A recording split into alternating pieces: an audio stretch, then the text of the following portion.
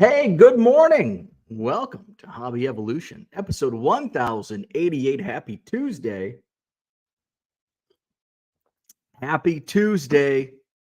Got to get the trash out tonight. It's going to be difficult. We've got more snow, some freezing rain. I was scrolling this morning, and I think Illinois is getting harder if you're in like central if you're where Donald Davis is. I think they're getting pretty hammered down there by the weather. Not so much here yet. We've got apparently what's called freezing fog. It's like 30. My computer says it's 31 degrees right now. It's very foggy. I cannot see the park. It's that foggy. So I guess that's what you get when it's been negative 20 and now all of a sudden it's 50 degrees warmer at the freezing mark. So we've got some freezing fog, which is creating some problems, I think, in the rural areas here around Madison. But we're supposed to get a front come in, freezing rain to start, and then some snow. I don't know if they're predicting. I don't know if they've had any predictions on snow and ice. I think originally it was like 2 to 4 inches of snow with like a layer of ice. I think it's going to be more ice now, which is bad. I'd rather have 4 inches of snow and no ice than ice and 2 inches. So that's coming in. So it's man, January. See, we got through 2023. Oh, this is nice. It's been a mild winter. And then January hits. And 2024 is coming like a lion. Lion weather. Nasty, cold, snow. So hopefully today's Tuesday. Hopefully it doesn't wreak havoc on this week's Madison Card Show, which, by the way, good news, bad news. Well, there's really no. The good news is it's a more than sold out show. So if you're coming to the if you're coming to the Madison Card Show this Saturday, there's not going to be a shortage of dealers. We're oversold. I actually went through yesterday, and I think I said yesterday morning I was like 15 tables oversold. I was like almost 25 tables oversold. To add insult to injury, the Sheraton has already, they have another event in the third ballroom, in the State Street ballroom. So we've got to squeeze tables. So I've had a couple dealers. Yesterday, I had a couple dealers say, hey, I don't need this table. Perfect. That actually helps me. Thank you. Bronco, thank you, Bronco. He volunteered to just walk the floor. He's like, but I do want a table for February. So you got it. So that helps. Obviously, I'm not setting up. So I think James was asking when I'll know. I know now. I will not be set up at the Madison Card Show this Saturday. So I went through, and I'm getting closer to where I think I can.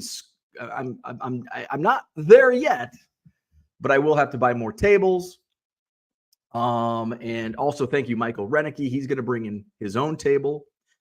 So I think I will be able to squeeze in nooks and crannies for Saturday. So, and normally I don't like hope for cancellations. I hope for cancellations, but I hope for them like now, not Friday night, because by Friday night I've already like bought more tables, hauled them damn tables in, set them up. So by Friday night, don't cancel on me. If you want to cancel now, tomorrow, sooner the better. So we're dealing with that, which is completely my fault. I need to find a better way to keep on top of it. I think this is where multitasking is a good talent to have. but it can also bite you in the ass. And right now, my multitasking is certainly biting me in the ass. It also showed up. I did like the #1 faux pas of a card show promoter. Now I did submit the shows to the Beckett Card Show calendar, but for some reason there was a glitch, and I do remember when I submitted these back in like October. I do remember like having a problem. Like I'm gonna have to go back and check, but multitaskers, you just go off and do other stuff. And so somebody on like the Facebook post, hey, glad I saw this. It wasn't on the Beckett calendar. I'm like, oh shit. So sure enough, it wasn't. So it is now. It should be. Let me make sure. It didn't seem to glitch. Let's see. Let me refresh. I still don't see it. What the hell's going on, Beckett? Okay, so let me go back to Wisconsin. And I haven't had any issues before with the Beckett calendar, but it's been giving me, oh wait, page 2. It's still not on. What the fuck? And so sometimes, and I think this is, does somebody, where's Rich Klein? Does somebody like manually like confirm these in Beckett? Because sometimes you'll see there's like 3 like Madison Card Show, and it's like 3 times over. So it's still not on the Beckett calendar. It should be. It should have been in October. So I don't know what's going on, but it's still not showing up. So we'll see. So that's what's going on. Madison Card Show this Saturday, Sheraton Hotel, John Nolan Drive, 9 a.m. to 3 p.m. At least 135 dealer tables, probably a few more. As I get things more squared away, I will be making a fleet. Biscuit has a grooming appointment today. She's going to get pretty. So I'll drop Biscuit off around lunchtime, and then I'll probably just go to Fleet Farm and buy more tables. Hopefully they have tables in stock. They had a whole bunch when I went last month. So I'll get some more tables. The problem isn't tables, though. The problem is space for said tables, because I'm utilizing just about every nook and cranny already. But I know there's a couple spots where it's like emergency. I don't want to use these spots unless it's like every month there's not going to be a spot here, but when I fuck up like this, there's going to be a spot. Hopefully I don't fuck up like this again. I said that 6 months ago when I fucked up and overbooked by 15 tables, but I'm already like 7 up over the normal setup. So here we are. I only have one person to blame, and that's the guy looking back at me in the mirror. So I don't have a topic today. So if you have any questions, comments, concerns, suggestions, drop them in the chat. It's a no topic Tuesday. But I do have I have a food topic. I had DiGiorno last night, which is kind of one of my go-to when I eat frozen pizza, which, by the way, I think last night was the first. My wife's been gone for an entire week now, just about. And last night was the first time I had frozen pizza with my wife being. Usually it's like night number 1, but the first couple nights I was coming off Cubs convention and I was like detox. I was like water and salad. And my body's like, what the fuck is this? We've dropped a few F-bombs today. Pew, pew, pew, F-bombs. So I had some DiGiorno. I read the instructions. I don't know why. It's like I've made 7,000 of these pizzas. But I always like rotate my frozen pizzas. So like like last night was DiGiorno. Next time it might be Connie's or Home Run Inn. Might be a Jack's Rising Crust. So they're all like slightly different in how you prepare them. Could be 400 degrees, could be 425, could be 450. The timing is different Depends on, how crusty it is. So I got this DiGiorno, just a regular DiGiorno. I think it was sausage and pepperoni. And I looked at the box. And here's how I prepare my frozen pizzas. I get the box out. I look, okay, I got to preheat the oven to 400. Okay, beep, beep, beep, beep, beep. While the oven is preheating, I open up the box. I open up the pizza. I use one of those pizza stones. So did you know you're supposed to put the pizza stone in like an hour? It's supposed to be like in the oven. It's supposed to be in the oven at like full blast or whatever for like an hour. So it really doesn't do that. If you just put it in while it's preheating, it doesn't do the full trick. One of these times I'm going to try that. But I'm impatient. I don't even prepare like an hour. It's about dinner time. It's time to put in a pizza. I don't prepare. Are you surprised? No. So put the pizza stone in. I take the pizza out, and it's just sitting on the counter for 10, 15 minutes, however long it takes to preheat the oven. Well, I look at the DiGiorno box last night, and the DiGiorno box says, keep pizza in freezer while the oven is preheating. What? My mind was blown. I've never done that. So I did it last night. Ding, ding, ding. Pizza is, oven is preheated. So I get the pizza out of the oven and toss it in, put it on. It's like 25. DiGiorno is like 25 minutes. And I take it out 25 minutes later. I dig it. Fuck, man. That's some good shit. More F-bombs. How about Tuesday F-bomb? F-bomb City. It was good. It was like the crust was like, for me, the perfect pizza.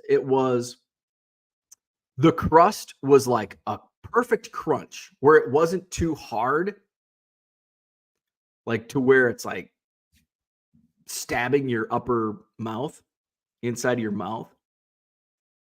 And then like the toppings were just like soft, soft tops, cheese, meat, vegetables.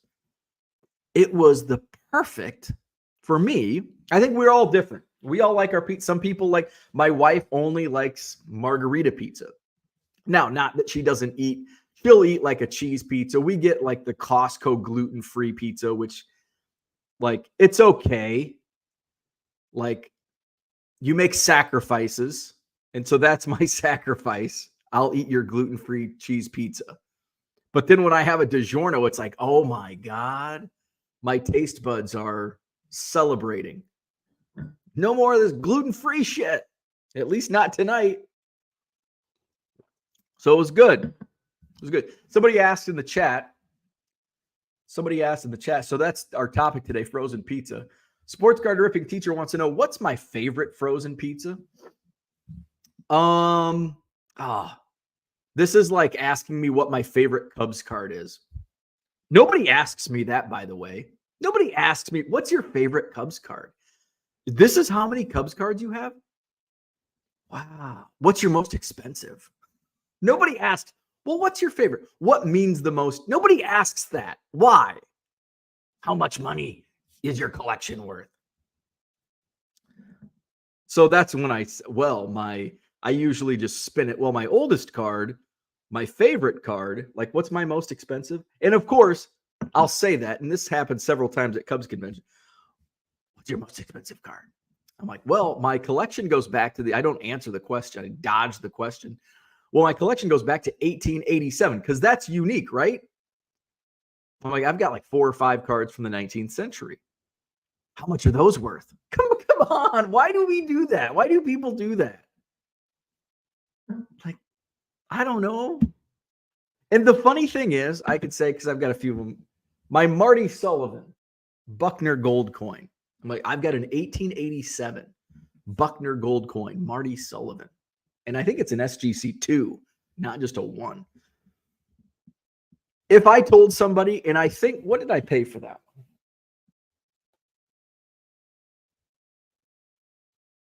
I can't remember which one, because I have 2 Marty. So I have the Buckner Gold Coin, which is a 2, and I have the Old Judge, which is a 1.5. I think the Gold Coin is something I had, and I probably paid like $300 for that. But the Old Judge came to my table at one of the Madison card shows, and I think I paid like $175 for it. I could tell somebody, and if I said, well, my oldest card is an 1887 Old Judge Marty Sullivan, and they're like, "Ooh, how much is that?" And I'm like, "Well, I paid $175." And I can guarantee you 9 out of 10 people will be like, "Really? That's all?" They're like disappointed. I could tell them it was $4,000 and they would believe me. People think like old equals expensive. No, that's not always the case. Anyway, what's my favorite frozen pizza? So my favorite frozen pizza is like my favorite Cubs card. I don't have just one. It depends on the mood I'm in. So I'm a DiGiorno guy. I like rising crusts more than like a Tombstone. Though sometimes I do enjoy a Tombstone, but I don't eat Tombstone pizzas very often. Probably because I ate them 3 nights a week as a child. Not by choice, just because my mom couldn't cook. It's pizza night again. So I like Jack's Rising Crust, but I like the sausage. I don't in unfortunately, the Metro Market that I go to, just because it's close, they don't carry Jack's Rising Crust sauce. They carry basically Jack's Rising Crust pepperoni and Jack's Rising Crust cheese. Every once in a while, they'll do the Supreme, which I'll do the Supreme in a pinch. And that's what last night's DiGiorno was a Supreme. I don't like pepperoni, but I'll eat pepperoni on like a Supreme. And I shouldn't say I don't like pepperoni. I don't mind it. I just don't prefer it. I'll eat it. I'll eat it and I'll like it. So sometimes I'll get like a Connie's or a Home Run Inn, and those are not like those are much different than Rising Crust because they're more of a thin crust, and I like those. I'm going to say something that's probably going to put me in jail in Wisconsin. I am not a big Lots of Matza fan. So Wisconsin has some great frozen pizzas. You may have seen the Woodman's frozen pizza section video that went viral last year. But we have an awesome selection, frozen pizza. Lots of Mott's is kind of one of those, they're like the Leinenkugels or Blue Moon of frozen pizza, as far as like what I mean by that, Leinenkugels and Blue Moon to craft beer. That's kind of what Lots of Matza is to frozen pizza. Because you can get Leinenkugels and Blue Moon everywhere. But they were, at one point, craft beer. I don't even know if they're still considered craft beer anymore because they produce so much. Because I think craft beer, you have to produce like under a certain amount before you're not craft anymore. But Lots of Matza, it's just loaded with, it's a salt bomb. It's a sodium bomb. And like, where's Max at? Like drinking caffeine after 6 o'clock. If I consume too much salt, same with sugar. If I consume like too much frozen pizza, like too much of that frozen pizza, I have difficulty sleeping. And I am not I sleep like a rock. My wife is jealous the way I sleep. I can fall asleep anywhere. If I'm tired, I can fall asleep and sleep anywhere, except an airplane. I cannot sleep on an airplane.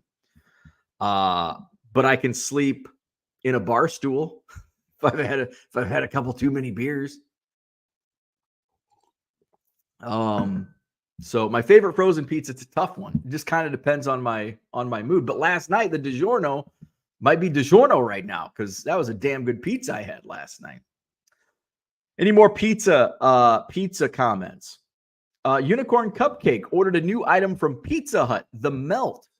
Sounded good, but it is just half a pizza, half a pizza folded in half. Oh, so it's like a pizza. So what's that like? Cheddar melt or whatever. Well, that sounds disappointing. Pizza Hut's also one of my guilty pleasures in terms of pizza. But again, I don't have it that often. Kind of like Casey's Pizza, though I do have Casey's Pizza more often. But I think I loved Casey's Pizza when I came back to it because it was so much nostalgia for me. It brought me back to, because we didn't really go to Pizza Hut growing up. Like, I mean, it was like a specialty to go to pizza. It was book it night, Friday nights. We would go like a Friday night when I was like 8, 9, 10 years old. We would go to Kiwani and we would go to Walmart and get Walmart stuff. And sometimes I'd get I'd usually get card at that point in my life. I'd get cards. I remember getting like Simpsons cards. So this would have been like 1990. The first run of Topps Simpsons cards. And then we'd go to Pizza Hut.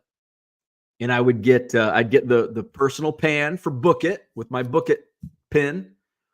And then I'd get but to start the cheese garlic bread. Oh shit, man. That was like my crack as a 10-year-old. So I'd get that as an appetizer, my personal pan pizza. And then as you're waiting for the pizza, they have like Cruising USA or whatever games there were out in the lot. There's like usually at the pizza that I went to, there was like 2 arcade games and like one of those like mine testers where if you're like with friends, they're like, and somebody else is at the game, like, oh, I have to play this stupid game. And then after Pizza Hut, we would go to Family Video. We didn't have Blockbuster in our area. We had Family Video. And then I'd rent either like a Nintendo game or WrestleMania 2. Like I loved getting the old WrestleManias, which weren't that old at that time. Like figure 5, it was like 5 years old at that time. But 5 years was like half of my life at that point in time. So that was a Friday night in a small town. Pizza Hut. Where we at? Brian says, ever thought about getting a pizza oven? No, I haven't.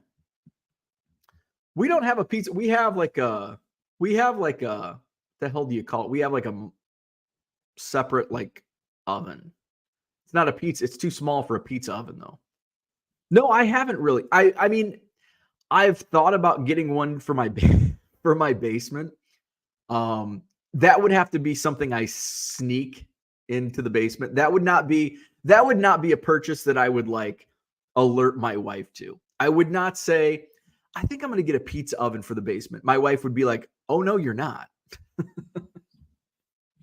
That's an item that I would ask for forgiveness rather than approval. I think I'm going to get, she was not a fan of the coffee maker in my office down here. And you know what? I wasn't either. Like once it was put into practice, now I've got my routine down and it's far easier to bring my backup coffee mug than to make coffee down here in the basement. It's just so much easier upstairs. And since my room is upstairs, so like, well, I guess the old house was set up. So like our old house was a 2-story. So our bedrooms were upstairs and then kitchen was on the main level. And then my basement, obviously in the basement. So now here it's just 1 story. So everything's upstairs and I just walk out, I get out of bed. I walk to the kitchen. I make the coffee. I come downstairs, take a shower, fire up this video, go upstairs, get my coffee, come back down, boom. So I think it's all about routine. But have I thought about getting a pizza oven? Yes. Will I? Probably not. It's one of those things where it sounds really like, I think in the times that I would use it, like I only use it like when my wife's out of town or like if she goes out with the girls for dinner and that's my frozen, but I do eat a lot of frozen pizza. That's why I'm in the shape I'm in, which is fat. That's okay. I would rather be fat and eat frozen pizza at my own leisure than to be skinny and be deprived of frozen pizza. So it's been a thought, but I don't know. How much are pizza ovens? Like just a small, just like something that I can throw a frozen pizza in. What $100? $200? $50? I don't even know. All right. Let's go to the top of the chat. Hello, Set Cards. Good morning. Shane's in the house. Good morning. Christian is here. Good morning. Got an ice storm in Southeast Michigan. Is this the start to the apocalypse? The Lions are going to the Super Bowl. Is that the end of days? Well, let's not jump ahead. Big game this weekend. Lions and Niners. Yesterday I think I've sold like every Jerry Rice card out of my eBay store. And it wasn't just one buyer. It might have been. But it was in multiple transactions. Because there was like one transaction Sunday night where like 8 or 9 Jerry Rice cards sold. And then yesterday, another like 7 Jerry Rice cards sold. I'm like, I got to go find more Jerry Rice cards. So I did. Last night I'm still sorting 2022 Bowman draft. I'm like, God, am I almost done sorting this? And I still have like 4 or 5 rows to go. So I went and I was just going through, kind of like when Brian was over last week. I'm finding like boxes of like inventory that I can list on eBay, and which is fun. I mean, it'd be nice to like have everything, know where everything is at, but it's a surprise. I went through a box. I'm like, I found some football cards, and I flipped through, and I'm like, there's a Jerry Rice and Emmitt Smith, so there might be some decent cards in here. Shit, was there a lot of decent cards? Like 300 or 400 that I'll be listing this week. There are a few Walter Payton cards. There were some like Joe Montana cards that are like not like 90 Fleer and 91 Tops. They were like Notre Dame and like the Upper Deck Heroes, which those are pretty common, but some good stuff. Some early 80s stuff of Montana, like his second, it might have been his rookie. No, 81 was his 82 Tops, but like league leader card. So there was like an 84 Tops and 87 Tops, Joe Montana. So some good stuff. Joe Montana, Jerry Rice kind of top of mind. You're like, well, why are they top of mind? Well, they're 49ers dynasty of the 80s. And now the 49ers are in the NFC Championship game this week. So there's kind of their top of mind. Was looking for Barry Sanders cards, Calvin Johnson, just because the Lions are playing in the NFC Championship game. So we'll see how those do. I don't know. I think I did sell a couple Barry Sanders cards yesterday, but I don't really think any of the football that I listed last night. I can show you some of the cards because they're right here. But I have been listing a lot of football. It's like, well, why are you listing football? It's the end of the season. But like Montana, Rice, Steve Young. This is a fun card from Pinnacle. Steve Young with helmet on top of his hat. You can find that in my eBay store. There's Calvin Johnson, a couple Montana Notre Dame cards. There's some 90 Fleers. There's a Barry. This was like I feel like this was the pinnacle of my collecting as a child. 89 Pro Set. Joe Montana was my favorite player, my favorite athlete. That 89 Pro Set's a cool card. This is a cool card. It's an early 80s Joe Montana record breaker. Also in my eBay store. Stars and Stripes. Not a very common card. 87 Tops Montana on the phone. Pro Set Platinum. So a lot of Montana. Here's the 84 Tops. Sweet card. That's what, 30-year card. Here's the league leader from 82 Tops. A very young Joe Montana. More Barrys. Calvin. Roger Craig. Ronnie Lott. Joe Montana, the Chiefs uniform. This is a unique mini card from 2013. Jerry Rice. So those are all in a lot of Steve Young, Joe Montana, Jerry Rice cards that I put in. Oh shit, that's just half the pile. Bill Walsh, I put some Lamar Jacksons in my store. So check it out. Go to my eBay store. I've got I don't have the link. There it is. Now it's scrolling at the bottom of your screen. And I've got another probably 300 or 400 football cards. I've got a lot more shipping to do this morning, and then I'll hammer out some more listings later today. Where are we at in the chat? Where are we at? Harlan's in the house. What's going on? Good morning. Johnny Boy Cards. What's happening? Donald is here. Good morning. Boston Smoke in the house. What's going on? Matty Ice. Yes. So very unfortunate news. Ryan Sandberg yesterday. We learned that he's fighting prostate cancer. So all the best to Mr. Sandberg and his fight that he's going to be battling. Raphael and cousin Nadia in the house. Listing and shipping and listing. Very fun. Very nice. Good morning. Good morning, Matty Ice. David says, good morning. Caught the weekend Hobby Evolution. So I have to re-rank my sneakers before I buy a new pair for the National. So I'm going to tell you what. And somebody, I think, recommended these in the chat a while back. Hoka's. Hoka. My goodness. Like, somebody recommended them in the chat, but I didn't write it down. You got to write things. I have to write things down. Otherwise, I forget. So I forgot. But I was at Nordstrom Rack, and I needed to get a new pair of sneakers. And Nordstrom Rack has like a nice selection. It's not a shoe store, but they got a nice selection of shoes. So I just go in there. I had to go in there to get my wife for Christmas. I got her gift card. So so I'm like, well, I need a new pair of shoes. So I'll check out the shoes. They had some Hoka's, and I'm pretty particular on colors of shoes. Like, I'll basically only wear white sneakers. Like, just white sneakers. I don't like black sneakers. I don't like brown sneakers. I don't like red sneakers. I don't like yellow sneakers. I don't like green sneakers. But they had a pair of like light blue Hoka's. And I'm like, these are actually, I think I could rock these. And I put them on. They may be the most comfortable shoe I've ever put on my feet. So I got them. And I highly recommend Hoka, Hoka.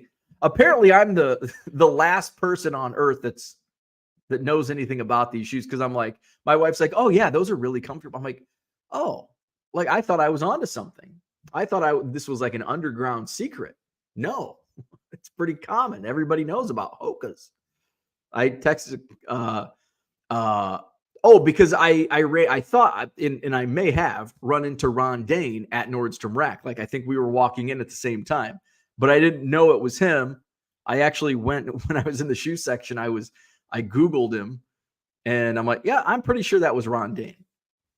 And so I sent a message to a couple of my buddies, and one of them goes, I was at Nordstrom Rack yesterday, had to get a new pair of Hoka's. And I'm like, dude, I just bought a pair. I'd never even heard of them. And the other buddy like laughed because I was the last person that knew anything about Hoka's. So if you're not aware, check out Hoka's, Hoka. Jeremy Davis, what's going on? Good morning. He's praying for Rhino. Mark Marinello, what's going on? Hall of Fame voting day. Yes. My prediction is Adrian Beltre, which, I mean, he's at like 99% of the public votes, which are, we know it's like 50% of the ballots that are given out. Beltre's at like 99%. Joe Mauer's really high, which I'm really surprised that he's this high. Joe Mauer is going to be a first ballot Hall of Famer. And I think, who's the third guy that's going to get in? Is it Helton? Yes. I think it's Todd Helton. He's at like 83% tracking. 83% or 80, not tracking, but currently he's at like 83% of the public ballots. Now, those go down. We know from history, those numbers will decrease.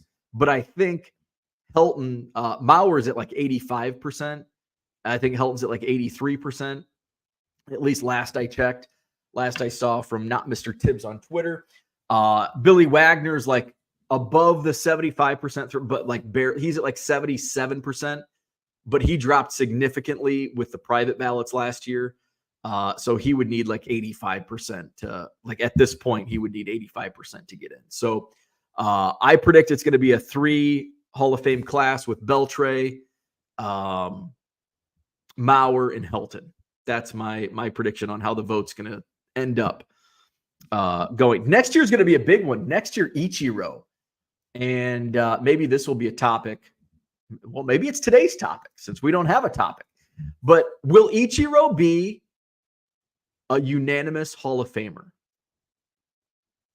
I mean, it is just shocking to me that we've only had one unanimous Hall of Famer, and it's a relief pitcher by the name of Mariano Rivera. I'm just shocked by that. I am so shocked.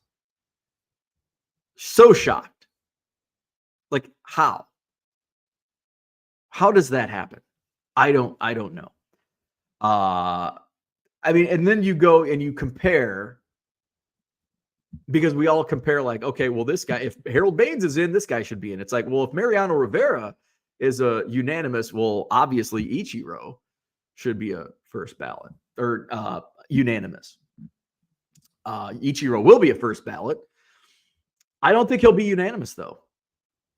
I don't think he'll be unanimous. I think he'll miss like one or two. I think there's going to be like two jokers that don't put him in on a first ballot. Hopefully, like those old curmudgeons are not voting anymore. Oh, we got to. So hopefully, Ichiro is deserving of a unanimous selection. Unfortunately, I don't think it'll happen. So he's on next year's ballot. Brian, good morning. God be with Rhino. What's it like to be friends with Fergie? So Fergie Jenkins. So this was Fergie Jenkins has a team, a social media team, right? And he has a new team now. I think there were some. I know people that I know personally have had some issues with the former handlers of Fergie for social media. So Fergie has a new team. There was his old account was changed on Twitter. Fergie's old Twitter account was changed to like Hall of Fame Cigars. And then there was like there was some random tweets about like the football games. So Fergie like said, "Hey, this is me. That's not me. I don't approve any of those. My account was hijacked." So the real Fergie has stood up. And so I got a friend request from Fergie Jenkins. Now, it's not the Fergie Jenkins saying, "Hey, I want to be friends with Bo." That would be really cool. No, it's just his team. It's kind of like when the Chicago Cubs follow me on Twitter, which I love that my team follows me on Twitter, but it's just an intern or like some assistant, low on the totem pole that's handling social media. That's who. But hey, it's still the blue check mark or whatever. So it is Fergie, but it's just his team that sends out the request. And I think because we have mutual friends that like, just add whoever. So, but yeah, it still made my day, regardless of who was pushing the buttons behind the profile. Still made my day. It doesn't take much.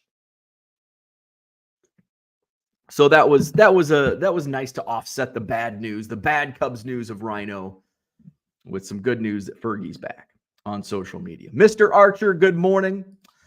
Donald, just rain right now. The temps should be around 33 today, and temps going up for the rest of the week. Talks of one day next week at 50. Yes. Well, that's good because I think Bushnell is out of school. Where's Dave Arnold? Dave's like on vacation. No school January in Bushnell. No school again in Bushnell. Yeah, we don't have anything going around here. It's still foggy. I can actually see the park now. So the fog seems to be lifting. I think we've got some freezing rain coming in. Mikey, what's going on? Who do you want to win the Royal Rumble? This is ironic that you ask because I actually didn't know the Royal Rumble was this weekend until yesterday. And the Royal Rumble is my favorite wrestling event of the year. But I don't watch WWE anymore. I don't even know who. I watched Raw last night. And I'm like, oh, it's Monday night. Royal Rumble is this week. I need to watch to get prepared. Now, I was really impressed by the Cody Rhodes CM Punk promo they did in the ring. I mean, CM Punk comes out, tells a story about Dusty Rhodes and when Cody first came in as a rookie to the training facility, and Dusty Rhodes was still with us and told CM Punk, keep an eye, make sure he's okay.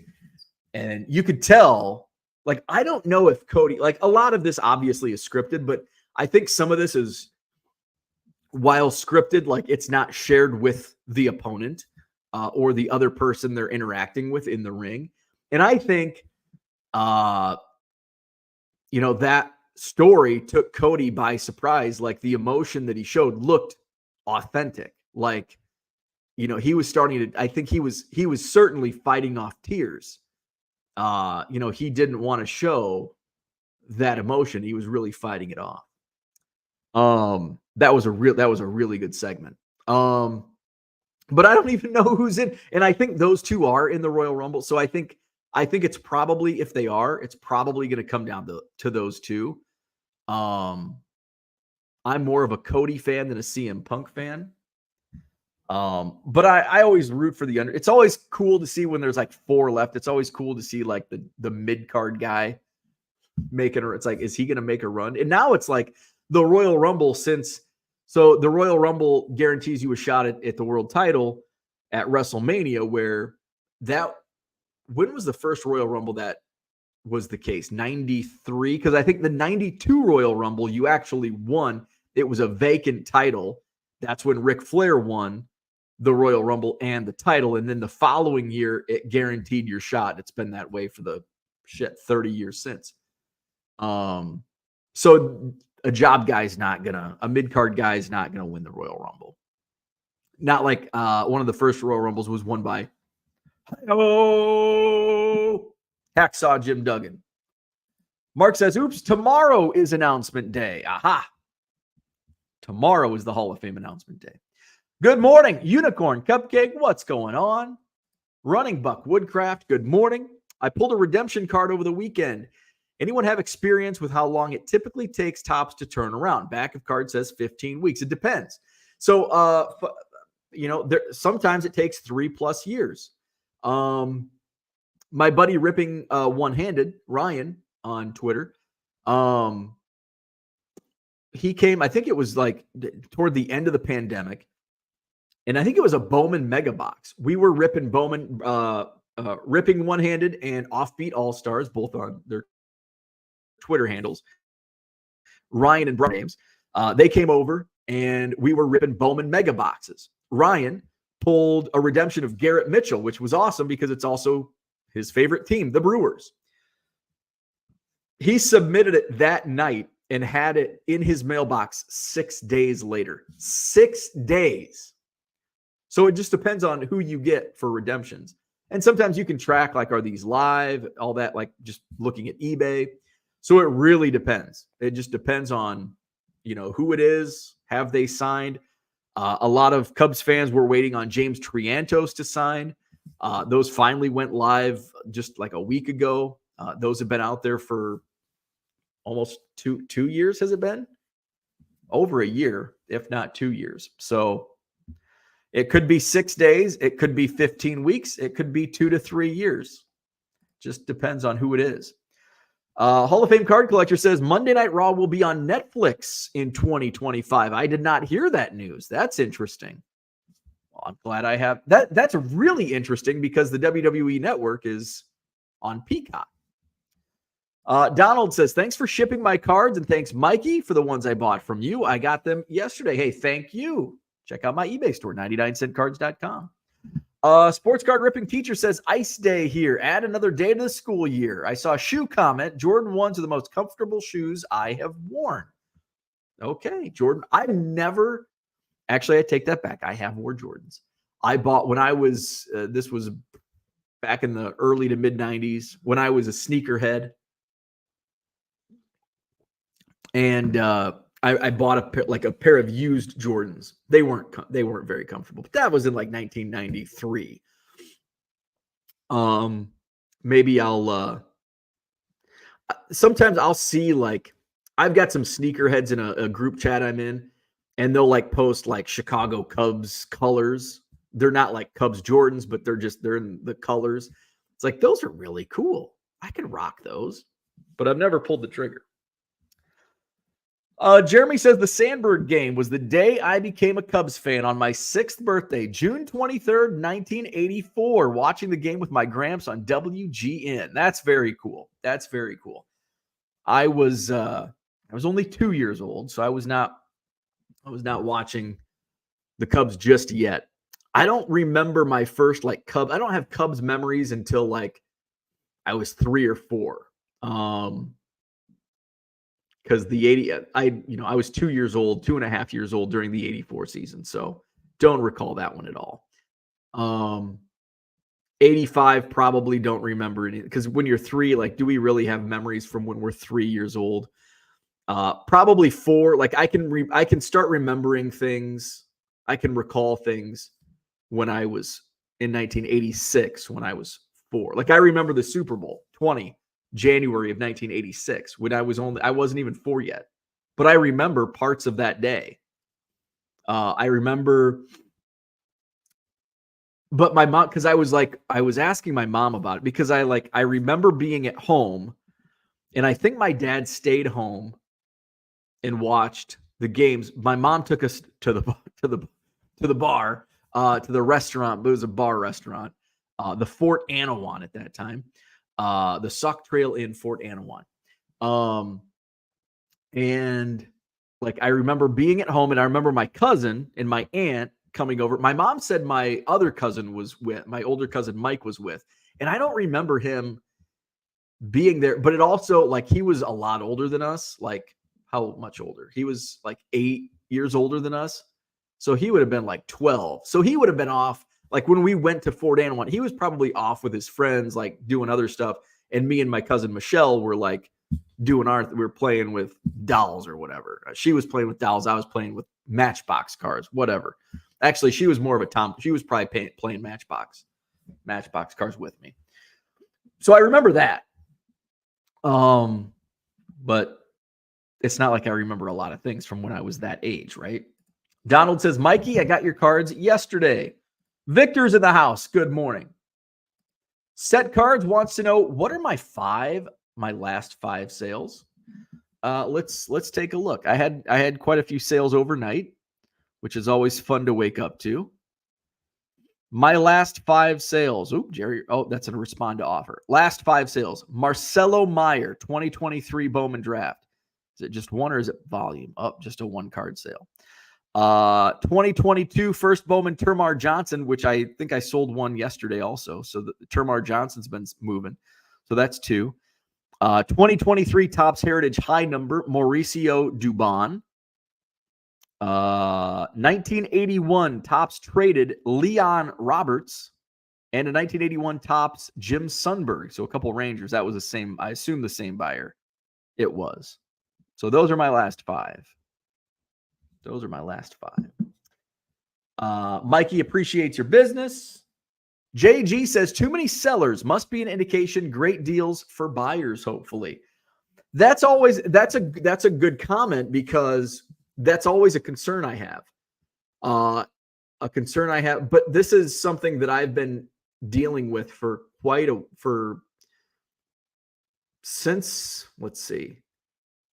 My first sellout was, I think, November of 2021. I started the Madison Card Show in April of 2021.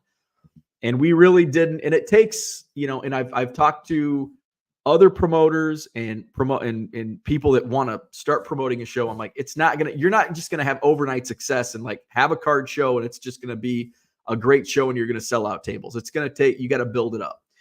And so the Madison Card Show, I could sell 200 tables for this Saturday. I just don't have the space. April, May, June, July, August, September, October.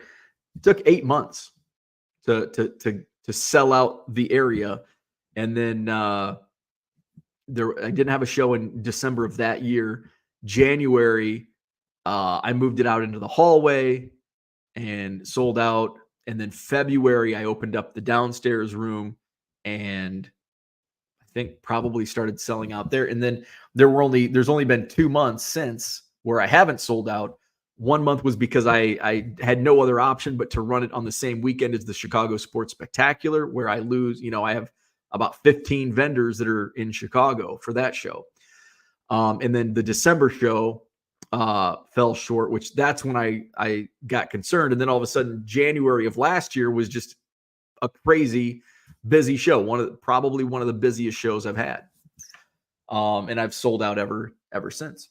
And I worry about that every month. Like, okay, I've got plenty of dealers. Am I going to get plenty of customers? Now, December 30th was another, oversold and brought in, had to buy extra tables myself, bring them in.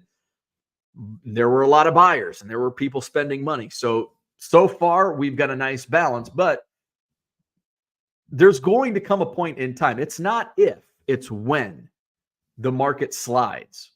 Like, if you've only been around for 2 years, 3 years, and you're like, my eBay sales are down, it's going to get worse before it gets better. We're not going to see another COVID boom for another 30 years if we ever see anything like that again in terms of the market, not crazy ass COVID stuff. But there's going to become a time where I'm not set, where instead of me hoping people cancel their tables, me fighting and clawing to get tables covered, right? So it's coming. I just don't know. I thought it would have already happened by now. If in 2021, I'm like, oh, by 2023, it's going to be a 50 table show. And fortunately, that didn't happen. But it's probably going to happen. I don't want it to. I don't think any of us want it to. But I just have a feeling at some point in the future, we're going to be back to that point where there's going to be more sellers than buyers. Right now, it's a nice, at least here at my shows, we've got a perfect balance of buyers and sellers. But there's going to be a tipping point where the sellers outweigh the buyers. It's going to happen at some point. It's not there yet, but it might not even be this year or next year. It might be 3 years from now, but there's going to be a time that it comes. Good morning, Kyle. What's happening? Peter's in the house. He can't spell hey. Oh, but he got it. Peter, what's going on? Jeremy says, actually wasn't WGN. It was the game of the week on NBC. Bob Costas. Yes. And you can find that game on YouTube. That game's on YouTube. It was a fun game to watch on replay. Troy, what's going on? Good morning. Sports card ripping teacher says, my wife, quote, I'm trying to read my devotional and your guy is over there dropping F-bombs. Ice day, no school day struggles are real. Dropping some F-bombs. Harlan says, is there a way to automatically send a coupon to a buyer who has left positive feedback? With positive feedback, I don't know. You can automate coupons. There might be a way. Let's. I think it's got to be stored. I don't think it's under marketing, or is it? Is it under store?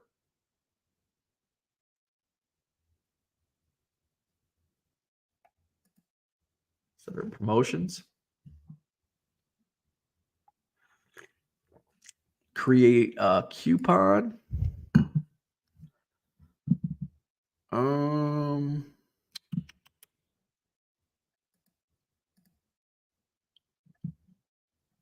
I don't think that's something. I don't think you can do that. If somebody, just in my brief looking over the settings, I don't think so. But there's ways to automate. There's got to be a way to automate, not necessarily positive feedback, but some way to automate your coupons. SCRT, what's up, Matty Ice? Oh, he's saying hello to sports card ripping teachers. Sometimes I don't get the what do you call those? What do you call that?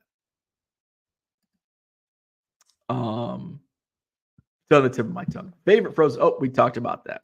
Travis Bogart, what's up? Good morning. Sorry if you covered this in an earlier episode, probably.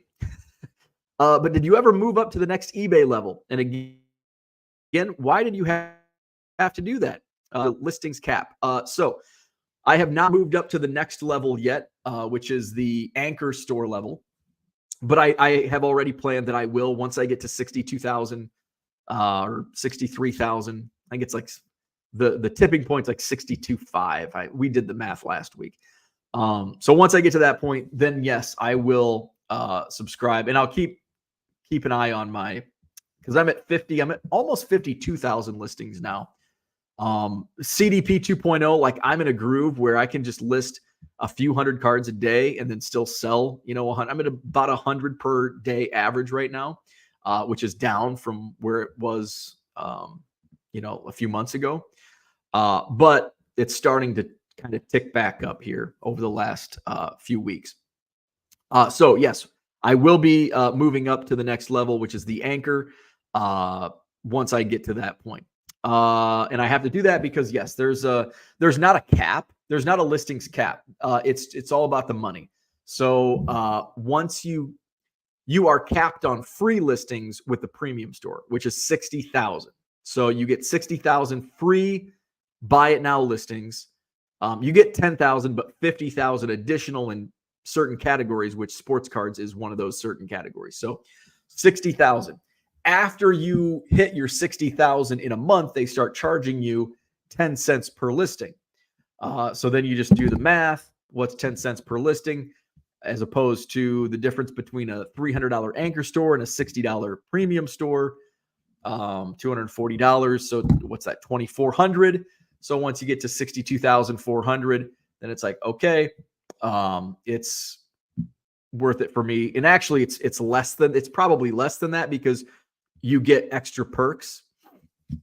So once I hit 60,000, I'll probably just subscribe to the Anchor store. Because in reality, the perks outweigh the paying 10 cents with your perks from premium store, because you get, I think it's $100 coupon for supplies. I think you get like a devoted like personal person from eBay. Let's just look it up instead of me talking out my ass. Anchor. Let's just look up Anchor store. So I think, once you hit, you might as well, just because the benefits outweigh the benefits for the premium store, eBay stores. So Anchor store.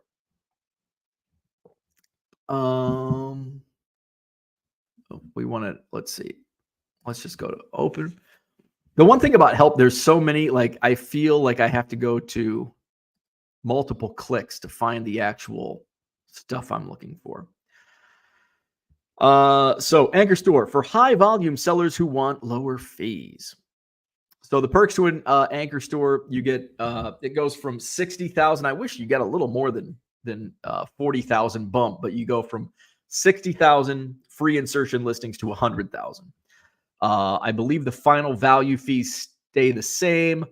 Now your additional, once you go over your free listings, it's only a nickel per additional. And then for auctions, it's 10 cents as opposed to 15 cents.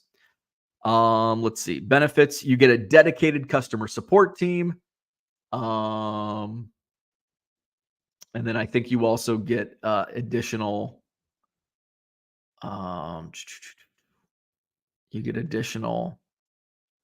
coupons for supplies. I don't know where it says that at.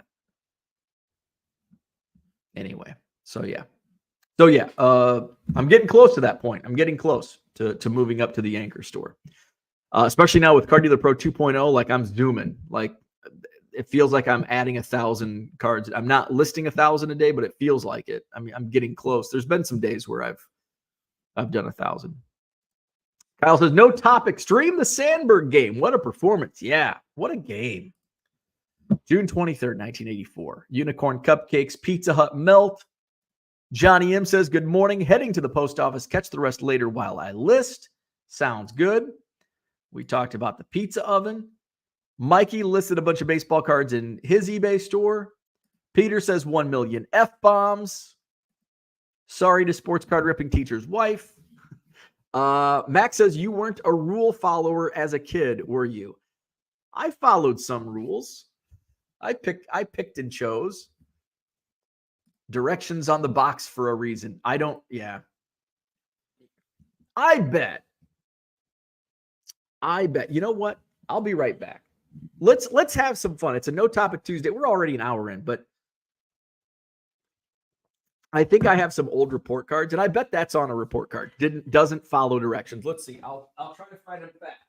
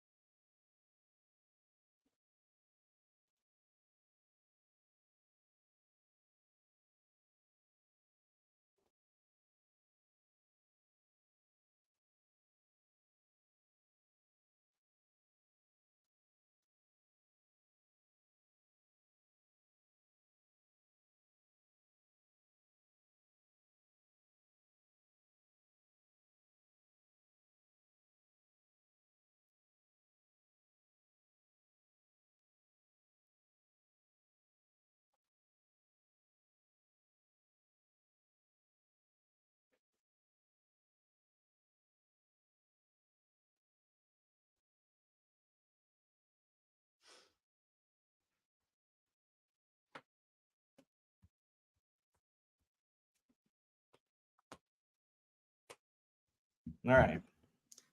Instead of just trying to go through in there, I'm sure I kept some of this crap. Bo, look at this. My mom keeps everything.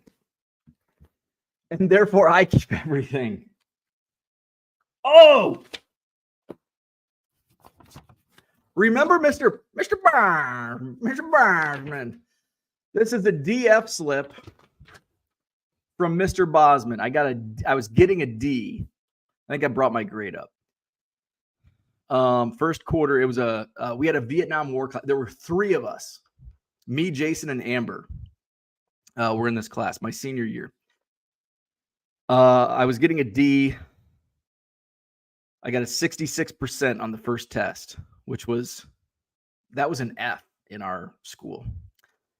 I was behind in research paper. Research paper due October. See, I was a procrastinator. Research paper. I got to read this in Mr. Bosman. Research paper due October 22nd. Notes are to be completed by October 8th. And Bo has done almost nothing for the quarter. Long project. So, yeah. So I think my mom called Mr. Bosman because my mom had some notes due October 20th. 2 more something. Bibliography, big grade underlined. So the research paper was a big grade. I was procrastinating with Mr. Bosman.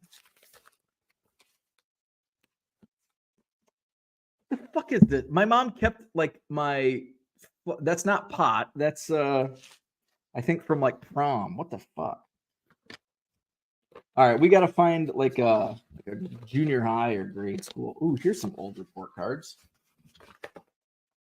No Topic Tuesday, Bo's report cards. Ooh, Mrs. Hepner, second grade report card. Oh man, what's in here? Look at this. So, also, if I had a bad report card, and I'll try to find, we won't do it live because I'll have to go through a bunch of report cards, but my mom always signed my report cards. So my teachers knew what my mom's signature looked like. So when I got a bad one, Jesus Christ, this teacher, is this Mrs. Hepner? Yeah, this is Mrs. Hepner. I would sign my dad's, and teachers had to know, like, oh, how come Wayne Thompson is signing this one? Let's see. I was not a very good student. I got a D in English. I never did well in English. I had terrible English scores, English grades. I was a good speller, though. Got a B in spelling. I got a C in writing, and then I went on to write for newspapers. I got a C in reading. I got a C in phonics.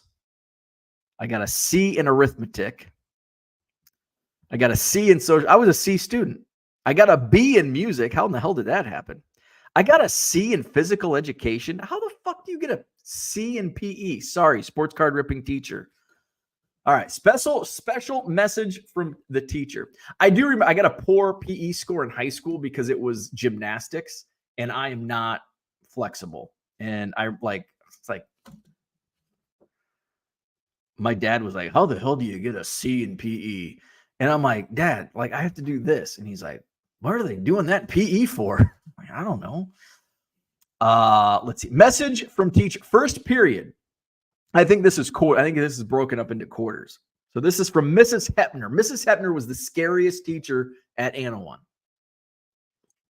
She had monkey tails. Like if you were bad in class, you would have to wear, I think if you said a bad word, surprisingly, I never had to wear a monkey tail, but you had to wear a monkey tail around school the entire day. First period. Bo has to really buckle down at times. He gets in too much of a hurry sometimes. Thanks for helping him with math facts. He has improved a lot there. He can be quite mischievous at times. I was voted in high school most mischievous of my class. So Mrs. Hepner nailed it in second grade. Second period. Bo did a great job in the Christmas play. I'm getting very concerned about his drop in grades in math and English. He hurries and sometimes does not read directions. Hey! I don't even read directions making my frozen pizza. You think I'm going to read directions on math and English? Come on, man. Nailed it, Mrs. Hepner. Nailed it. Third period. Bo is doing quite well learning cursive writing, and they don't even teach that anymore. But we'll have to practice at home when he returns to phonics. His math difficulty this past quarter has been pure carelessness and a hurry to be the first one done. Well, you got to gamify it. Math sucks. Make it fun. Hurry. When he corrected work, he knew what to do. Thanks for the cups and napkins for our party. See, I get that from my mom. The cups and napkins. What are you going to bring? I'll bring cups and napkins. Fourth period. Keep on reading this summer, Bo. Have a really great summer, Bobcat. So Bobcat was like I think it was our Indian name. You can't say that anymore. I think we had a unit on Native Americans. Good luck in third grade. So I was only absent 3 days in second grade. Times tardy, 0. That changed a lot once I got to high school. Second grade, that was fun. And there's the root. I didn't read all the way back to Mrs. Hepner's second grade class. Careless. What's this? I'm surprised that she was so nice. Like, my mom would read that report card and she'd be like, oh, she seems like such a nice teacher. Ooh, who's this teacher? They didn't do shit. They didn't read anything. 6th grade. I was not, C's and D's. Ooh. Man, I sucked at English. All right. Let's go back to the chat. I'll have to, I might get sidetracked today looking at old report cards.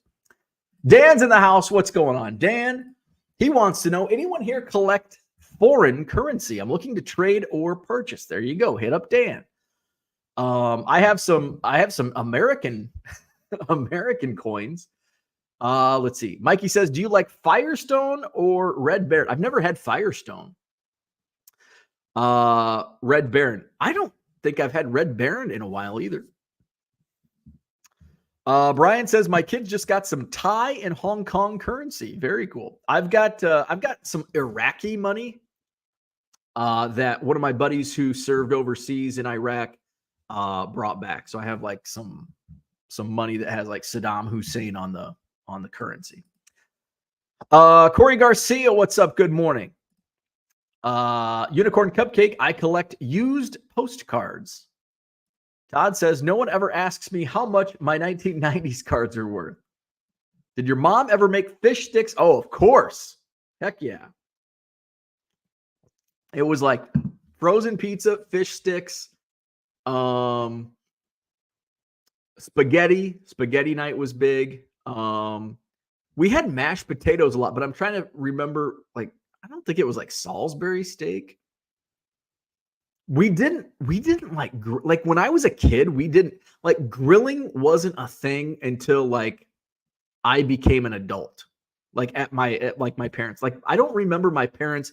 The only time I remember my parents grilling was like at Anawan Fun Days when people would come over. My dad would do brats on the grill.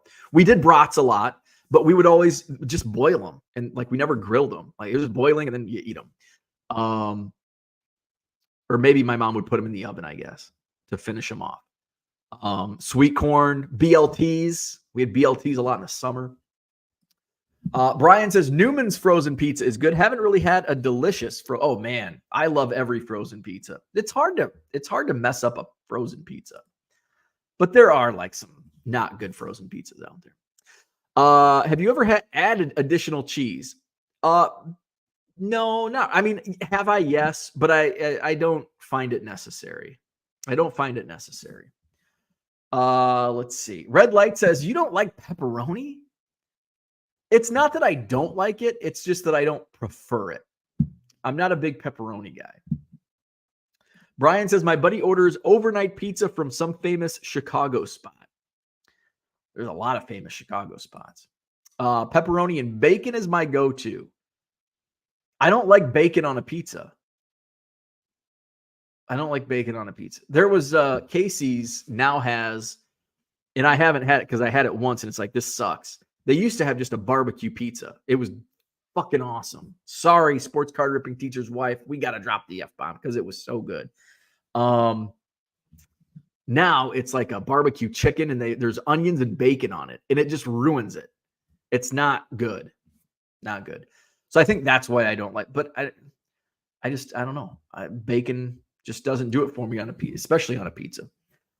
Dan made a dinner supper both poll on my, I voted, and I was shocked by the results. I thought there'd be more supper people. I'm a dinner guy. I grew up a supper person. What's Dan's results? Go vote in Dan's poll. Let's bring it up here. I'm pretty surprised by the landslide victory here for dinner. Oh, I got to hit you up with a retweet here. Okay, there we go. 35 votes, 80% have said dinner. Only 2.9% are supper people. I find that we got to get a bigger sample size. I find that surprising. I feel like a lot more people are supper. Like I think dinner probably, I thought it'd be closer to like 60-40. Dinner, supper. My mom still calls it. Like I grew up, it was supper growing up. And then somehow in life, I just started calling it dinner. Like, and I've talked about this many times before. When I was growing up, it was supper in our house. And I hated the word dinner. Like my friend Chuck would call it dinner. And I'm like, that's a stupid word. Don't use that word. It's dumb. And now I think supper's a dumb word. And I'm like, it's dinner, not supper.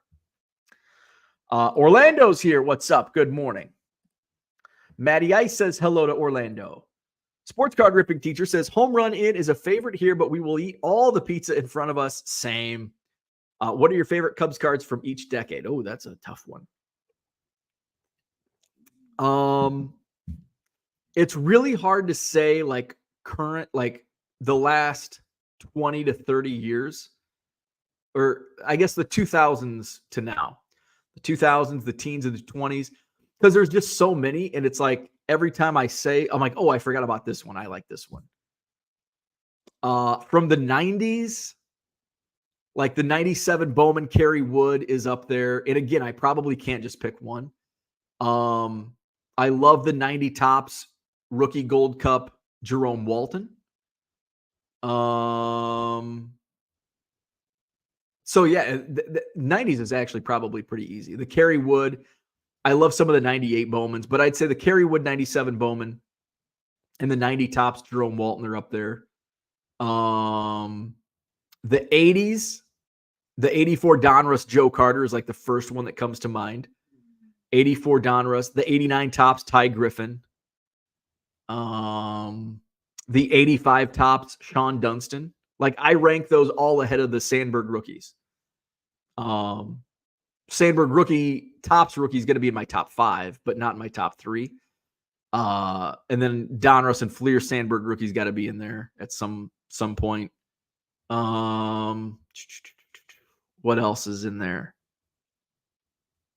Those are just off the top of my head. But the top 3, and those are like my favorites. Like those would be probably top 10 of all time for me. 70s, the 77 Topps Big League Brothers, Rick and Paul Russell, is certainly up there for me. That's probably my favorite card of the Cubs card of the 70s. 60s, probably the 62 Topps Lou Brock rookie card. 50s, oh, that's easy. 54 Topps Ernie Banks rookie. And then it's tough to do the 40s, 30s, 20s. So 50s through 90s is easy. The rest are tough. Victor says Jack's is fire pizza to me, best frozen anyway. I love, Jack's Rising Crust, man. One of my favorites. Sports card ripping teacher does like a good baked calzone. Uni is amazing. 90 seconds to make a pizza. Oh, that's one of those. What's the other? There's like California Fire Oven or whatever it's called. And then there's Mod. We have Mod. I don't like Mod. Good morning, Flawed Thinker. Shane says, get a pizzazz. There you go. That's a pizza oven, right? Sal Dougie, good morning. Late to the conversation, but put me down for home run in. There you go. Another vote for home run in. Low Roller says Hulkamania 40th anniversary yesterday. Roman Reigns trying to break his record. Longest WWE championship, but Roman Reigns never defended his championship. It's not the same. Well, the longest, I think it's Bruno Sammartino. Had it like 8 years or something.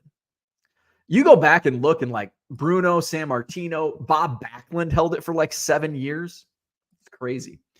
Raphael says, thoughts on using the Armalopes to ship low-end cards. Saw Burbank using them, and I can't figure out the economics for them. I don't like Armalopes whatsoever.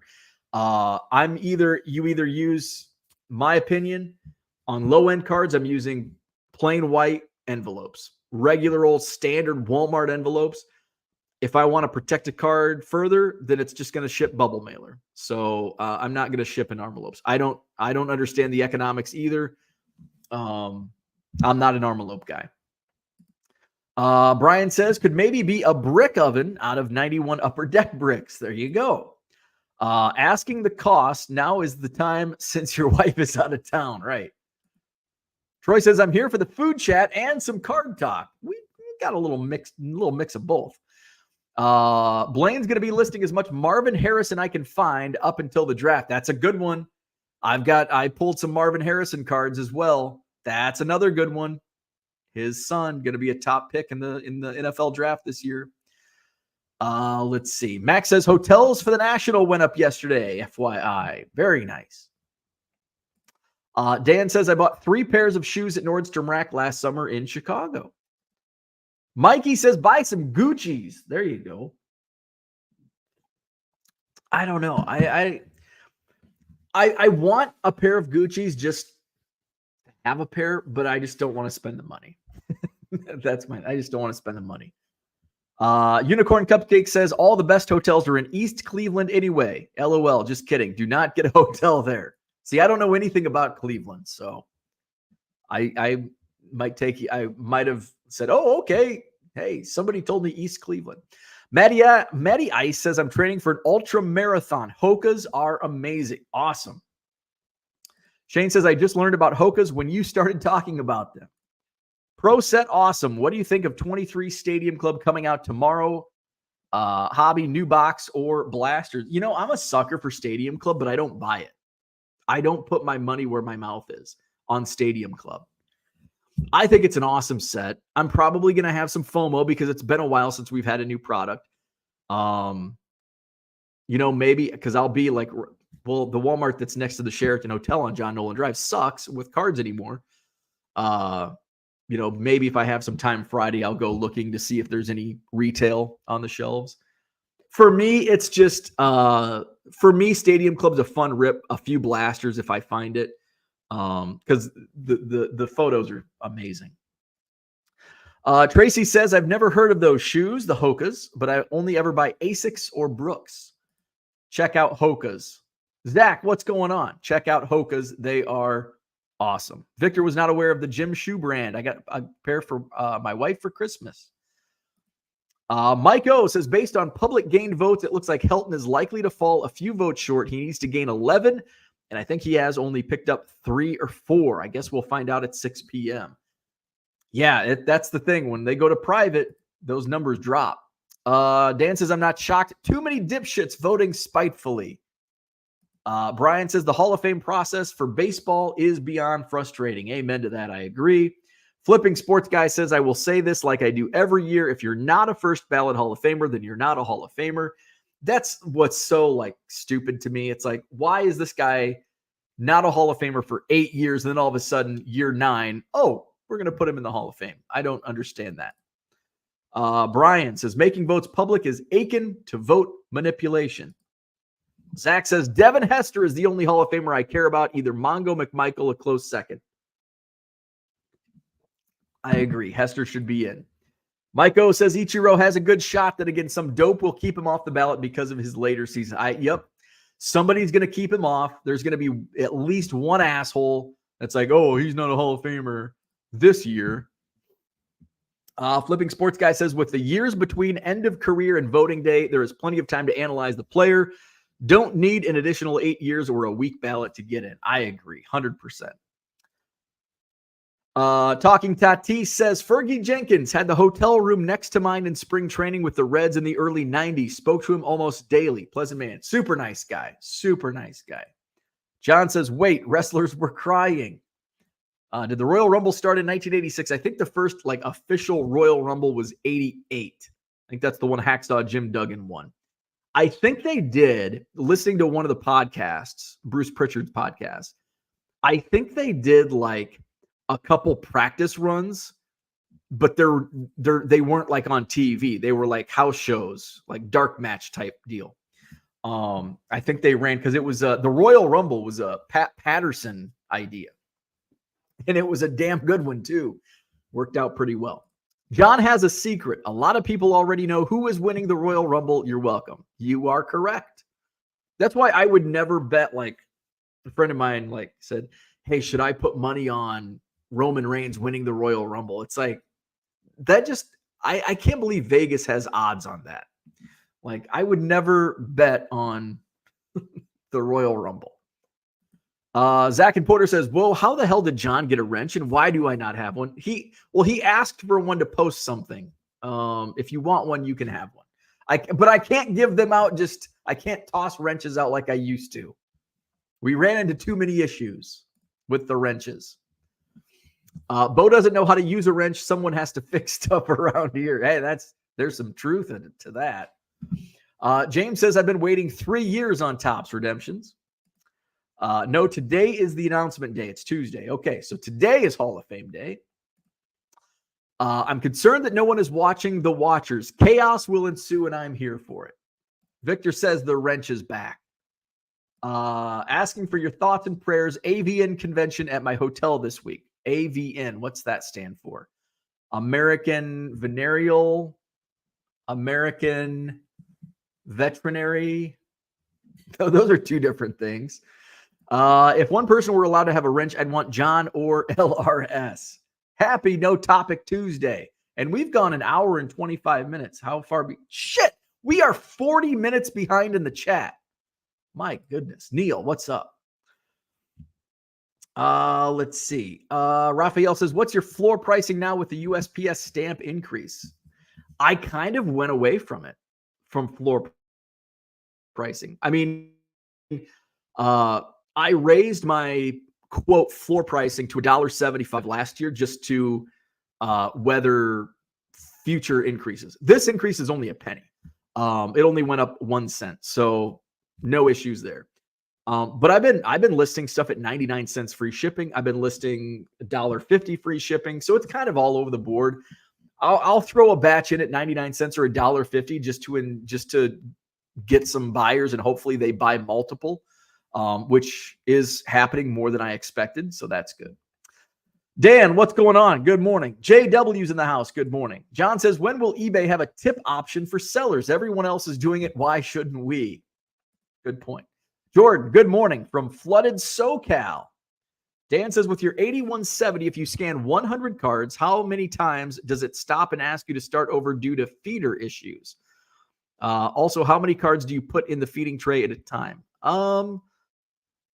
I never put 100 cards in, but say I'm doing a batch of 100. Like I'll take like a stack of, I don't know. Let me see. This is probably a stack that I would do. 1, 2, 3, 4, 5, 6, 7, 8, 9, 10, 11, 12, 13, 14, 15, 16, 17, 18, 19, 20, 22, 23, 24, 25, 26. About 30. I do about 30 at a time. The only time it stops due to feeder issues if it's like a Chrome card, and then you just hit continue, and then it continues scanning. So yeah, about 30 cards at a time.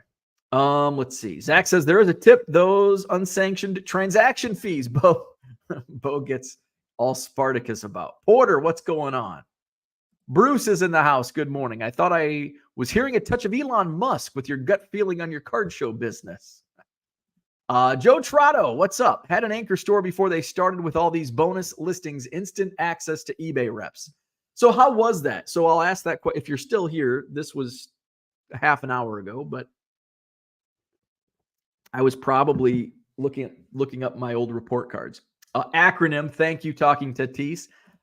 Joe, I'd like to know how was your experience with the access to eBay reps with the anchor store? I mean, I'm basically doing it for more listings and like the benefits. Like, I wonder if is it beneficial?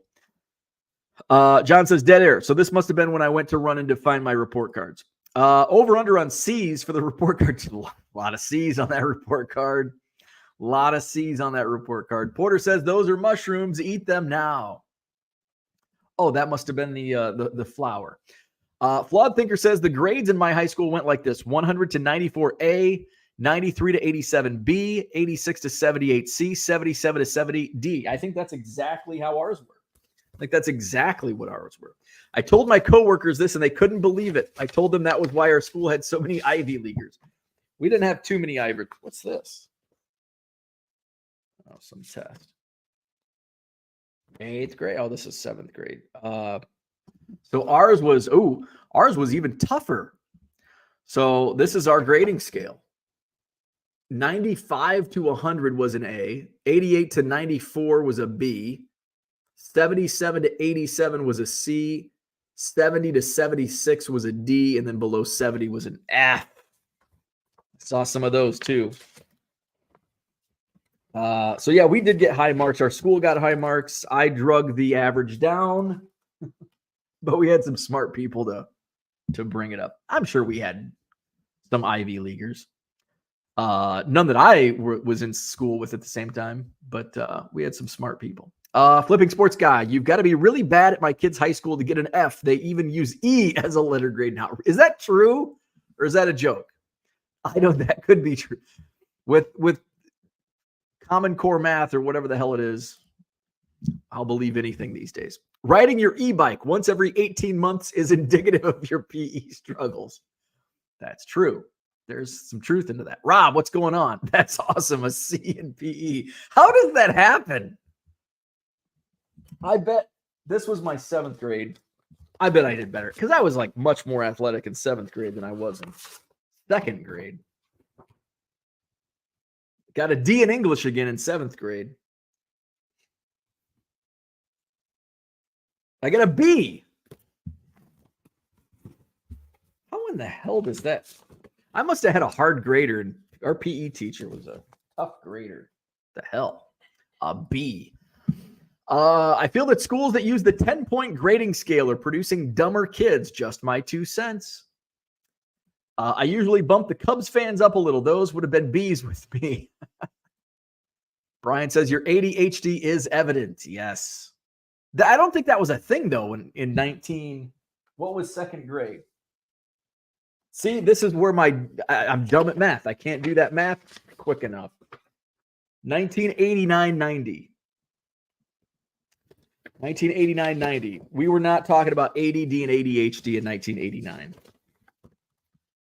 Where are we at? Sports card ripping teacher says we still teach cursive. I've offered my services to Tops and Panini. Flawed Thinker says some of those guys need it. Max says, Jesus, I only had 1 A- ever and missed 2 days K through 12 because of pink eye. I would have never dared come home with a B. Oh, I came home with lots. Actually, I didn't even come home with lots. I came home with lots of C's. C's and D's get degrees. English is horrible and outdated subject in school. Most subjects are. Low Roller collects Bitcoin and Dogecoin. JW says, did you hear about Ryan Sandberg? Yes, I did. Terrible. Red Light says, I should sell the e-bike. Hey, I'm going to get back on my bike and ride this year, baby. As an English teacher, I'm saddened to hear this. Which is funny because I went on to maybe that's not a testament to my English skills in real life. Maybe that's a testament to the newspapers I worked for hiring somebody that got C's and D's in English. Porter says if he'd applied himself during the sit and reach, maybe not so many back troubles today. Nah, probably some truth in that. Maybe that's why. Right up there with history and social studies. Let's see. Flipping Sports Guy says, I love listening to my teenager complain about English and all the poems and old books they're reading. So many flashbacks to the same stuff and about the same books and poems. Neil says, growing up, we used to love eating Swanson's Hungry Man frozen dinners. I don't remember having too many frozen dinners. Oh, yes. But they weren't like they weren't like the Swanson, like the TV dinners. My mom would make like the Salisbury steak, like frozen meals, the lasagna, that stuff. Howard Johnson mac and cheese was great too. Shane says, I don't care for pepperoni either. I don't mind it if the pizza has other toppings, but pepperoni only is not good. I agree, Shane. I agree. If there's like on a Supreme pizza, pepperoni's fine with me. But just a pepperoni pizza, you've got to give me something else. Give me something more than than pepperoni and cheese. I need some vegetables or something on there. John says, as long as we can communicate and convey of thoughts clearly, the rules of English are unnecessary. Communicating is not a competition. It almost saddens me that professional educators continue to cling to arcane practices. Amen. Amen. What is your stance on the Cubs floating heads team cards of the 1970s? I think they're cool. Bob, what's going on? Emails Pizza is my favorite frozen pizza. I don't know if I've had that one. Pizza, most overrated food. That's the most overrated comment of all time. Through 1,088 episodes, that's the most overrated comment of all time. Pizza is the best. Like, if there was one food, I could only eat one food, it's pizza. Like, not even close. Because I'll get sick of steak. I'll get sick of hamburgers. I'll get sick of chicken. I'll get sick of chocolate. I don't like chocolate anyway. Pizza. I would eat pizza every day. Best way to ship 6 cards, $30 value. Penny sleeve and top load each card or card saver each card. I put a sandwich it in cardboard and put it in a bubble mailer. Max says Armalope probably sent Burbank samples. That's my thought process with the Armalopes on 99-cent cards through Burbank.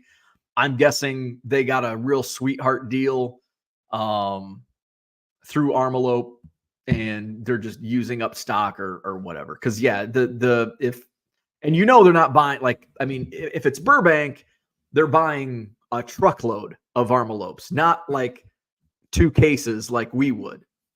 They're buying like a full truckload, 53-foot trailer of Armalopes. So they're getting a much better deal than what we would, even in bulk. Upper Deck made some of my favorite Mark Grace cards. The 89 Upper Deck Mark Grace I really like that card.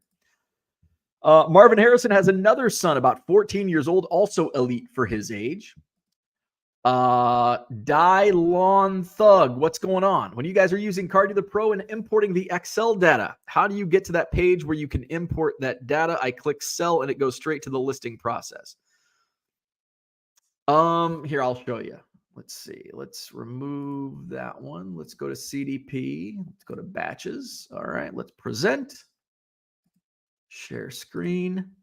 All right. So say I'm in batch 24M. Can you see this? Okay, there we go.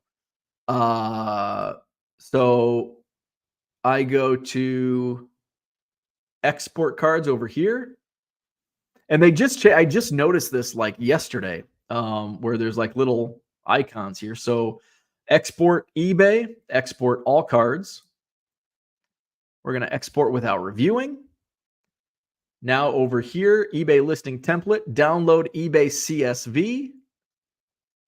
And it's downloading. And so it comes up on your computer screen. There it is, 24M. And that's how you do it.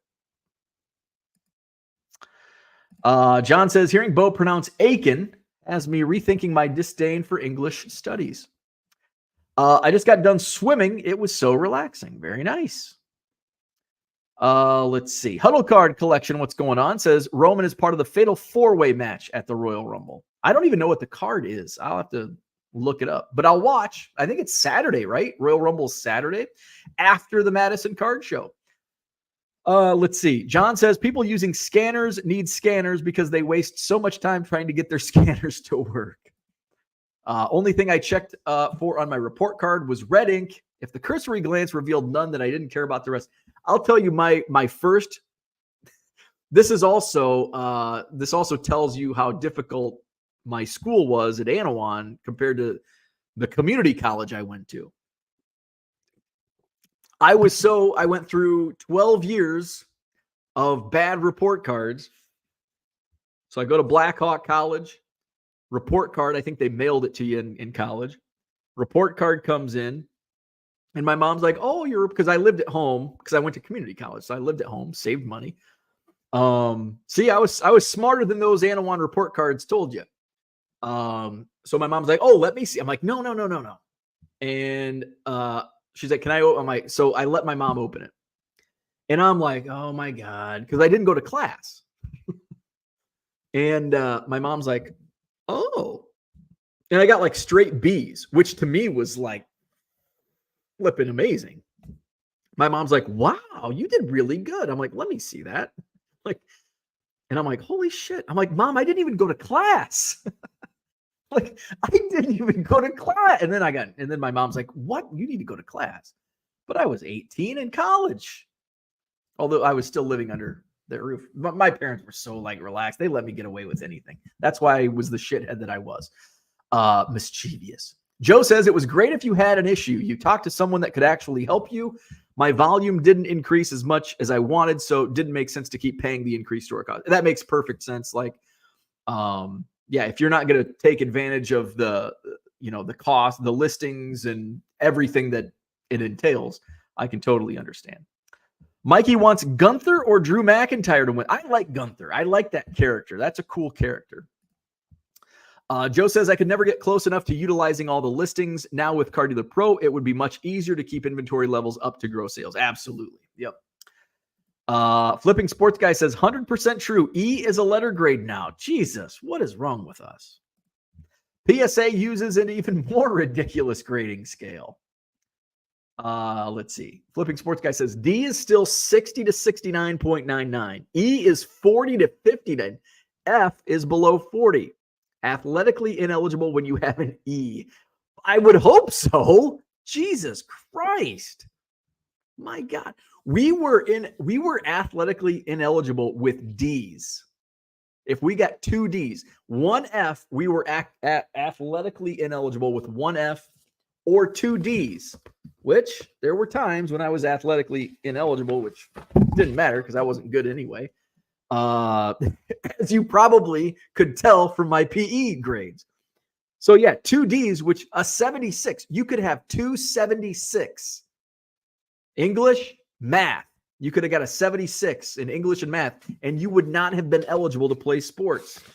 It's amazing. When I was in school, we sucked, but we had some, now they're really good. Before us, they were really good, and then we came along and we sucked. Michael says, me fail English? That's impossible. That's impossible, yeah. Flipping Sports Guy says, Salisbury steak was the absolute worst. The one meal as a kid I'd refuse to eat no matter how long I had to sit at the table. There was only one meal I refused to eat. My mom and dad loved liver and onions. Like, that's like serial killer shit. Right? Like, serial killers have to be the only people walking this planet that enjoy the taste of liver and onions. Like, I can just saying those words, I can smell, like walking into my house, I can smell 1989. I'm coming home with my D in English from Mrs. Hepner, and it smells like fucking liver and onions. God damn it, Mom. It's report card day and liver and onions. This sucks. I hate this house. So Salisbury steak was good.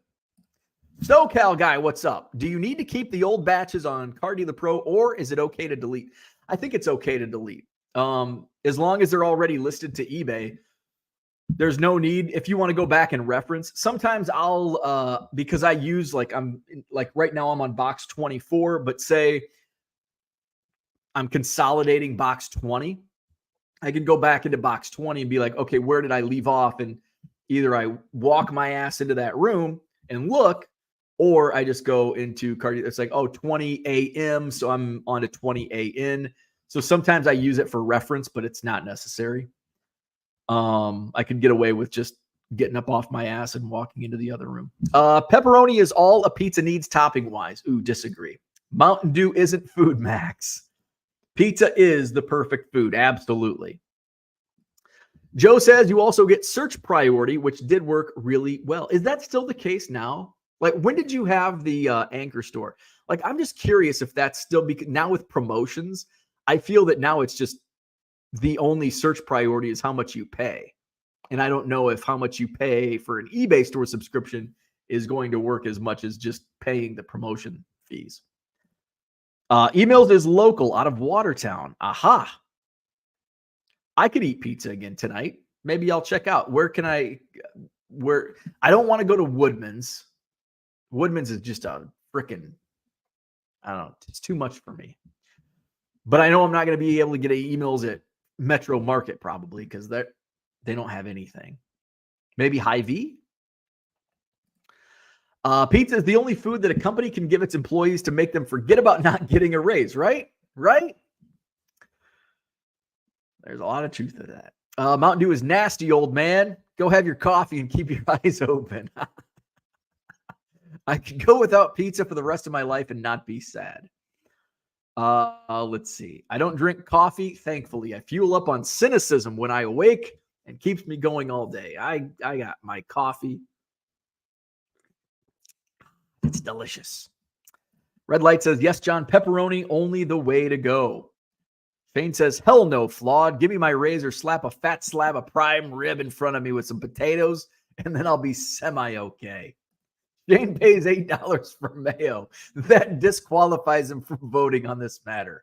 That's true. Shane, have you found a cheaper mayo yet? Porter says, I still chuckle when I think about settling for a whole box of stovetop stuffing for dinner. I'll have a West Coast rice-a-roni doppelganger.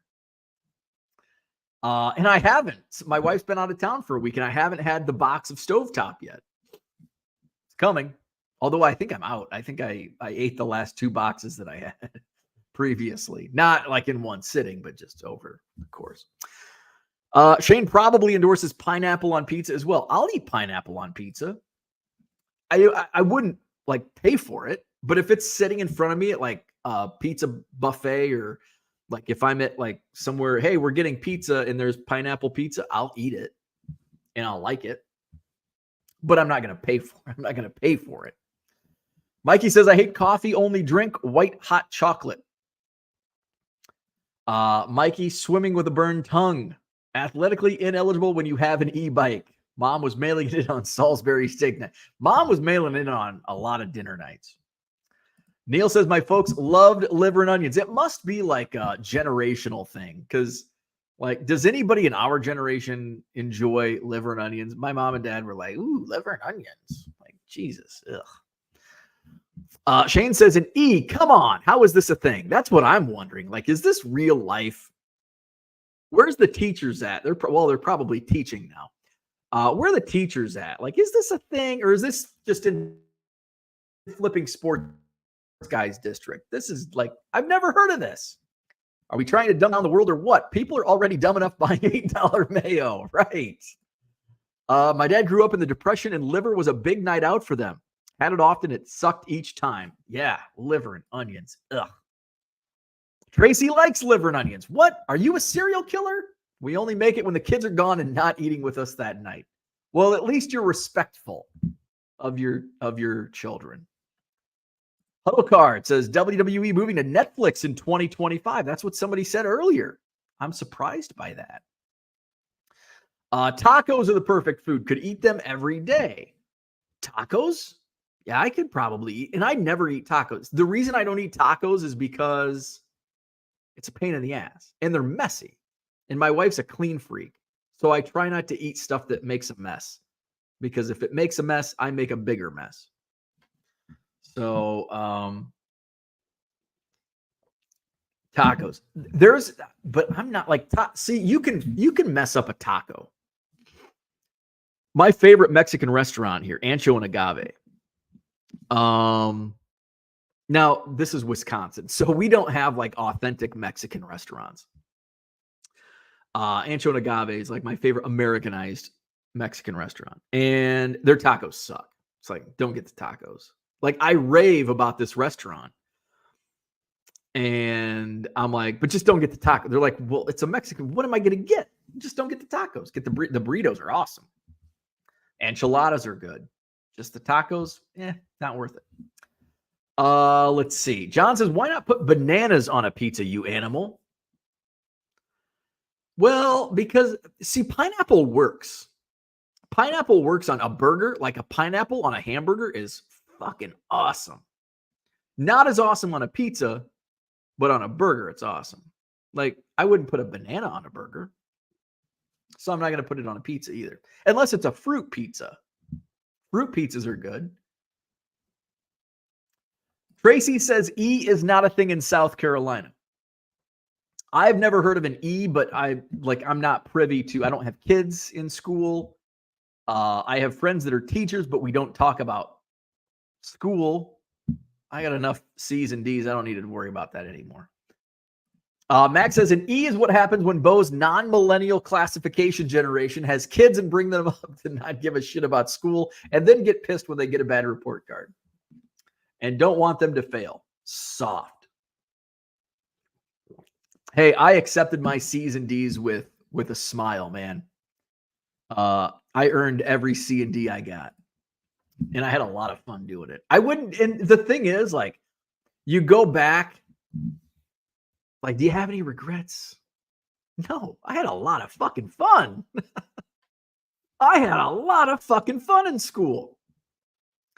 And I would gladly take those C's and D's and those trips to the principal's office. Bo, you need to get these grades up or you're not going to graduate. Gladly take the fun I had over the grades. I have no regrets. No regrets whatsoever. Let's see. John says tacos are 1 bite in your mouth, 8 bites on the floor. It's a fucking mess. Taco shit everywhere. Although I do like when you have to bite down and like everything falls onto your plate. And then at the end you have like a taco salad. That's got to be where the taco salad like originated, was from the leftover shit that fell out of your mouth onto the plate. And you get a taco salad. Bink Scott's in the house. Good morning. Tongue tacos are awesome. Sounds dirty. Tracy says, have a blessed day all heading to the, oh my God. Oh, that's the thing, nightmares. I'd rather read my old report cards than go to the dentist. Takira Guadalajara on Park Street is there, so Sal Dougie's local to Madison. Is there any good, okay, I have two questions for Sal Dougie because I don't get out much. For Sal Dougie, Madison, I need a good fried chicken joint and a good authentic Mexican. Now, have you ever been to Zippy Lube on the north side? Is that good? Is that good fried chicken? And if not, what would you recommend for fried chicken? Also, authentic Mexican. Oh, there's one over, what the hell is it called? It's over by Woodman's here on my side of town, over on Gammon. Max says, imagine this still having the same amount of fun and good grades. Yeah, you can't, you got to go all in, man. You can't multitask fun and good grades because one of those takes a hit. And I'd rather booze cruise the night before finals than study. Like, you can't do both. At least I couldn't. I envy those that could. I was not. Like, I had to focus on one or the other. I focused on fun. And I have no regrets doing that. Because I'm doing just well in life with C's and D's on my report cards. Mr. Archer says sausage, jalapenos, and pineapple pizza is fire. Yeah, because you get the pineapple and the jalapeno, the nice mix. Ooh, yeah, that sounds good. Flipping Sports Guy says people think taco is messy. A taco pizza, even messier. I'll take it though.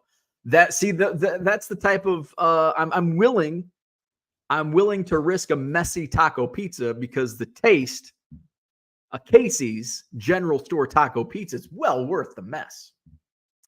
Tamales. Oh my God. And the tamales that Victor brings up, oof, best tamales I've ever had. John says, I agree. We are grading and labeling people based on their first 18 years of life. Cheers to the late bloomers who never gave up. Right. I went to school, college. I went to community college right after high school. And I was like, I was very immature. I still am. But more so then. And I worked in radio, and I decided I'm just going to work in radio. And my parents were pissed. They're like, my mom went to college late in life. My dad never went to college. They wanted me to follow the footprint of life. Like we have these, like, Americans, we're so silly.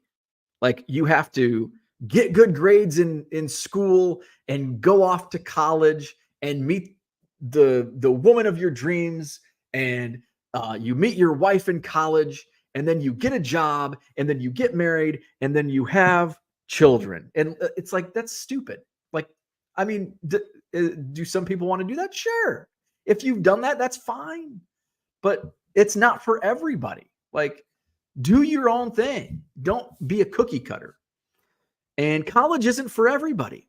And I think finally American society is finally, like, opening up to the fact that the American dream doesn't have to go through good grades in school, college, etc. You can go to a good trade school. You don't need college. It's so silly. Nothing wrong with it. I wouldn't be here today if it weren't for me going back to college. But if I would have followed the cookie cutter lifestyle of America, what we should do, I would have finished my associate's degree, and then I would have went off to Western Illinois, majoring in broadcasting for a degree that would become worthless in 10 years because I decided this sucks. And you make no money in broadcasting. And now I have a broadcasting degree. What am I going to do with this? And I might not even, with the way I partied in my early 20s, which was my decision, and that's okay. I own everything. May not have made it out with a degree. And wasted money in doing so. But what did I do? I worked full time. I built up a brand as a broadcaster that led me back to Western Illinois in a working capacity and got a scholarship. Didn't pay for college at age 29. and had a lot of fun in my 20s, working in radio, traveling, went to Western, full-time student, full-time work, traveled the country, exotic locations like Logan, Utah, Brookings, South Dakota, Montgomery, Alabama. And I was much more mature, much wiser. Wouldn't say smarter, but wiser. And, knew how to get things done, and had a good relationship with one of my professors who was a headhunter.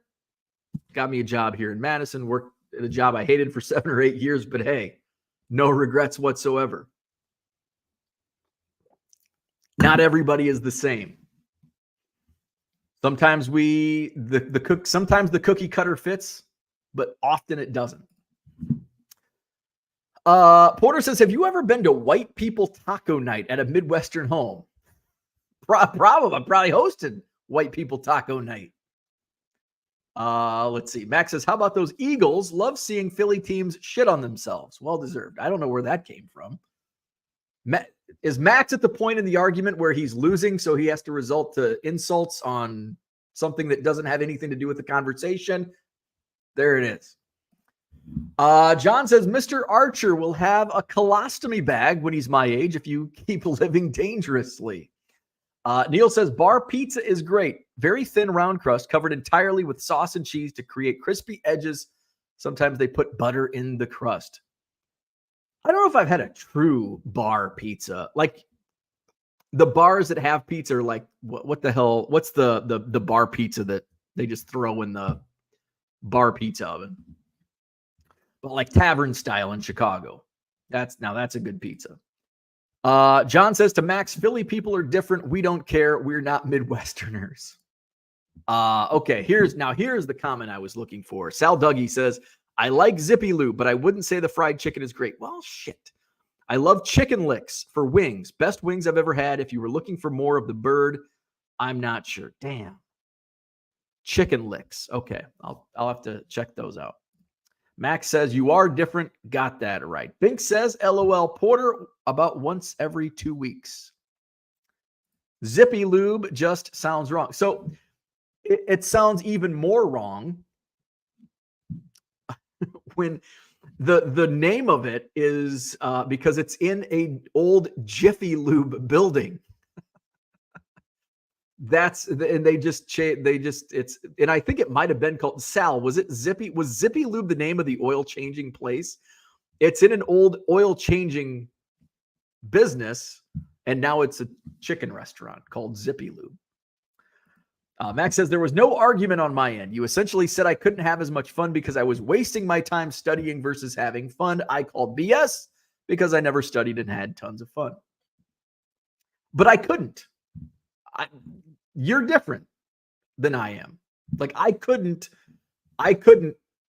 waste my time studying because it came at the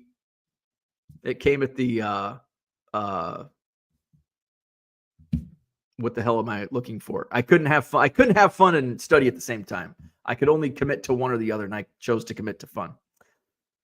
John says most former oil establishments are brown fields. All right, we're 2 hours in. I gotta go. I've got shipping to do. How about that for a No Topic Tuesday? We went all across the board. Hit the like button if you haven't already. Subscribe to the channel. Shop my eBay store. Have a great Tuesday. Hey, I've got to take the trash out. Is it recycle? Oh, it's a recycling week too. It's a big one. So I've got to take the trash and recycling out. Is it still foggy? Hey, the fog has lifted.